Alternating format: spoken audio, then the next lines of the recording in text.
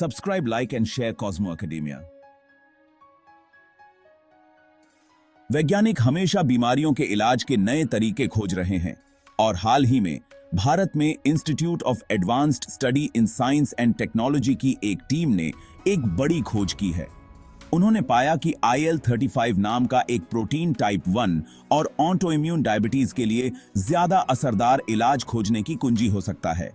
इस महत्वपूर्ण रिसर्च ने मेडिकल समुदाय में काफी उत्साह पैदा कर दिया है। डायबिटीज दुनिया भर में लाखों लोगों को प्रभावित करती है और ये स्थितियां गंभीर स्वास्थ्य जटिलताओं का कारण बन सकती हैं। टाइप 1 और ऑटोइम्यून डायबिटीज तब होता है जब शरीर की प्रतिरक्षा प्रणाली गलती से अग्न्याशय पेनक्रियस में उन कोशिकाओं पर हमला करती है जो इंसुलिन का उत्पादन करती हैं। इंसुलिन एक हार्मोन है जो ब्लड शुगर के स्तर को नियंत्रित करता है। इस नए शोध से पता चलता है कि IL-36 का उपयोग प्रतिरक्षा प्रणाली को अग्न्याशय पर हमला करने से रोकने के लिए किया जा सकता है। यह संभावित रूप से इस प्रकार के डायबिटीज के प्रभावों को रोक सकता है या उलट भी सकता है, जबकि अभी और रिसर्च की जरूरत है। IL-35 की तायद की क्षमता की खोज एक ऐसी बीमारी के इलाज को खोजने की दिशा में एक महत्वपूर्ण कदम है जो इतने सारे लोगों को प्रभावित करती है। Subscribe, like and share Cosmo Academia. IL-35 का मतलब है इंटरल्यूकिन 35। इंटरल्यूकिन्स प्रोटीन का एक समूह है जो शरीर की प्रतिरक्षा प्रणाली को नियंत्रित करने में महत्वपूर्ण भूमिका निभाता है। ये प्रोटीन संदेशवाहक के रूप में कार्य करते हैं, जिससे प्रतिरक्षा प्रणाली के भीतर विभिन्न कोशिकाएं एक दूसरे के साथ संवाद कर सकती हैं।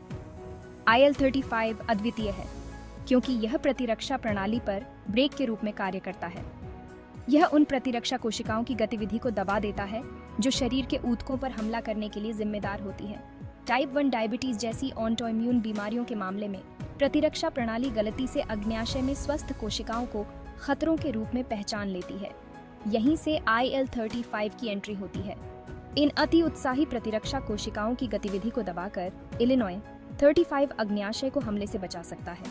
इस खोज ने न केवल डायबिटीज बल्कि अन्य ऑटोइम्यून बीमारियों के इलाज के नए रास्ते खोल दिए हैं। Subscribe, like and share Cosmo academia. Type 1 और ऑटोइम्यून डायबिटीज के लिए वर्तमान उपचार ज्यादातर बीमारी के लक्षणों के प्रबंधन पर केंद्रित होते हैं। मरीजों को आमतौर पर अपने ब्लड शुगर के स्तर को नियंत्रित करने के लिए नियमित रूप से इंसुलिन इंजेक्शन की जरूरत होती है। हालांकि यह तरीका बीमारी के अंतर्निहित कारण अग्न्याशय पर प्रतिरक्षा प्रणाली के हमले का समाधान नहीं करता है। IL-36 की क्या इलाज के लिए बिल्कुल नया तरीका प्रदान करता है। सीधे प्रतिरक्षा प्रणाली को लक्षित करके IL-35 में बीमारी को उसके स्रोत पर ही रोकने की क्षमता है। इससे एक ऐसा भविष्य आ सकता है जहां टाइप 1 और ऑटोइम्यून डायबिटीज के मरीजों को अब इंसुलिन इंजेक्शन पर निर्भर नहीं रहना पड़ेगा और वे स्वस्थ जीवन जी सकेंगे।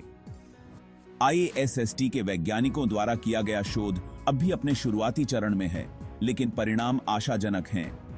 यदि IL-37 तथ्य मानव परीक्षणों में प्रभावी साबित होता है तो यह उस तरीके में क्रांति ला सकता है जिस तरह से हम ऑटोइम्यून बीमारियों का इलाज करते हैं।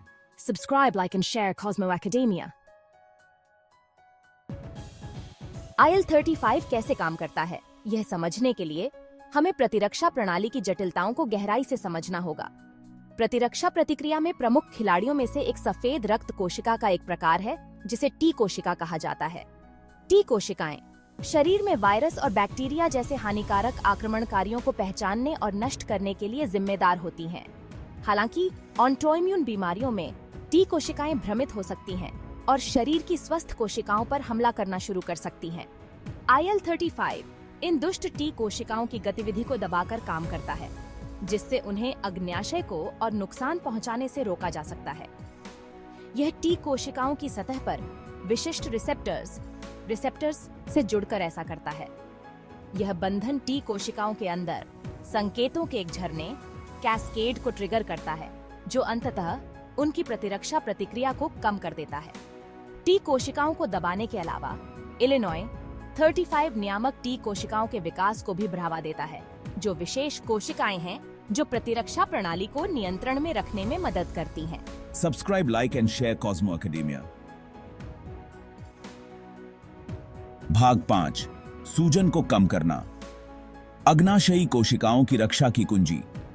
जब टाइप 1 और ऑटोइम्यून डायबिटीज में प्रतिरक्षा प्रणाली अग्न्याशय पर हमला करती है तो यह सूजन नामक एक प्रक्रिया को ट्रिगर करती है। सूजन शरीर की उपचार प्रतिक्रिया का एक स्वाभाविक हिस्सा है, लेकिन पुरानी सूजन हानिकारक हो सकती है। डायबिटीज के मामले में सूजन से अग्न्याशय में बीटा कोशिकाओं का विनाश होता है। ये बीटा कोशिकाएं इंसुलिन के उत्पादन के लिए जिम्मेदार होती हैं। IL-33 प्रतिरक्षा कोशिकाओं की गतिविधि को दबाकर अग्न्याशय में सूजन को कम करने में मदद करता है, जो भड़काऊ रसायनों का उत्पादन करते हैं। सूजन को कम करके IL-33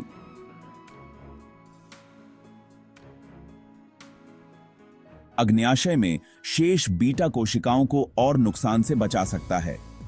इंसुलिन का उत्पादन करने और ब्लड शुगर के स्तर को नियंत्रित करने की शरीर की क्षमता को बनाए रखने के लिए यह महत्वपूर्ण है। Subscribe, like and share Cosmo Academia. भाग 7, वर्तमान उपचार और IL-35 का वादा। ऑटोइम्यून डायबिटीज के लिए वर्तमान उपचार मुख्य रूप से नियमित इंसुलिन इंजेक्शन या इंसुलिन पंपों के उपयोग के माध्यम से ब्लड शुगर के स्तर को प्रबंधित करने पर केंद्रित हैं। लक्षणों के प्रबंधन और जटिलताओं को रोकने के लिए ये उपचार आवश्यक हैं। हालांकि वे अग्न्याशय पर अंतर्निहित ऑटोइम्यून हमले का समाधान नहीं करते हैं। प्रतिरक्षा प्रणाली को दबाने और अग्नाशयी कोशिकाओं की रक्षा करने के लिए IL-35 की क्षमता की खोज एक अधिक लक्षित और प्रभावी उपचार दृष्टिकोण के लिए नई आशा प्रदान करती है। IL-35 संभावित रूप से बीमारी की प्रगति को रोक सकता है, बीटा सेल फंक्शन को संरक्षित कर सकता है और आजीवन इंसुलिन चिकित्सा की आवश्यकता को कम या समाप्त कर सकता है। जबकि मनुष्यों में IL-33 चिकित्सा की दीर्घकालिक प्रभावकारिता और सुरक्षा का निर्धारण करने के लिए और अधिक शोध की आवश्यकता है। प्रारंभिक निष्कर्ष अत्यधिक उत्साहजनक हैं। Subscribe, like and share Cosmo academia. भाग 8, डायबिटीज के इलाज का भविष्य, क्षितिज पर आशा।